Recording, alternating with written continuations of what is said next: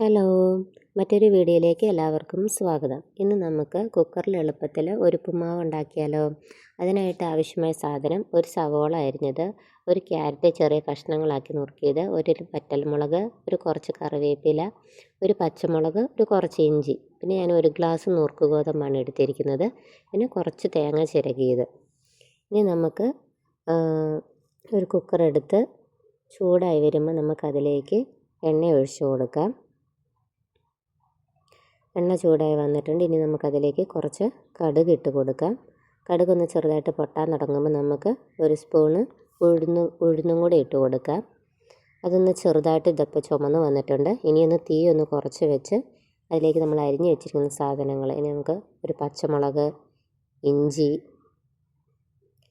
കറിവേപ്പില ഇതെല്ലാം ഇട്ടൊന്ന് ഇളക്കി കൊടുക്കാം.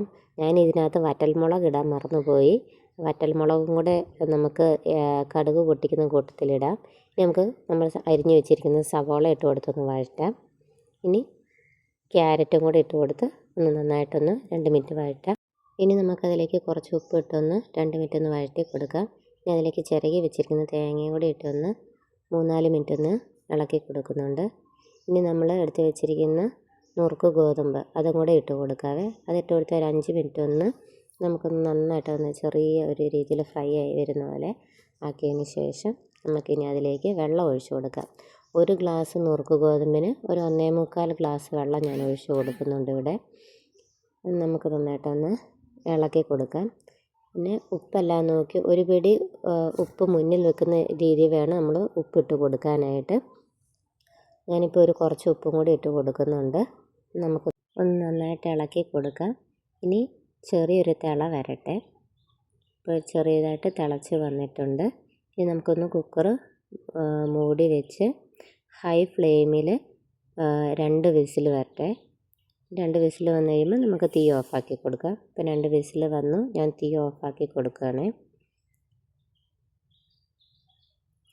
ഇനി ഇത് തണുത്തതിന് ശേഷം നമുക്കൊന്ന് കുക്കർ തുറന്ന് നോക്കാം.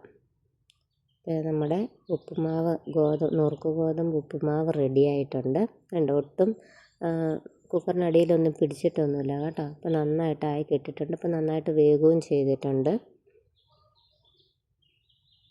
അങ്ങനെ നമ്മുടെ അടിപൊളി എളുപ്പത്തിൽ കുക്കറിൽ ഉപ്പുമാവ് റെഡി ആയിട്ടുണ്ട്. ഇനി ഞാനൊരു പാത്രത്തിലേക്ക് മാറ്റി കൊടുക്കുകയാണ്. എല്ലാവരും ഇതൊന്ന് ട്രൈ ചെയ്യാൻ മറക്കരുത് കേട്ടോ. ഇഷ്ടപ്പെട്ടെങ്കിൽ സബ്സ്ക്രൈബ് ചെയ്യാനും ലൈക്ക് ചെയ്യാനും ഷെയർ ചെയ്യാനും മറക്കരുത്.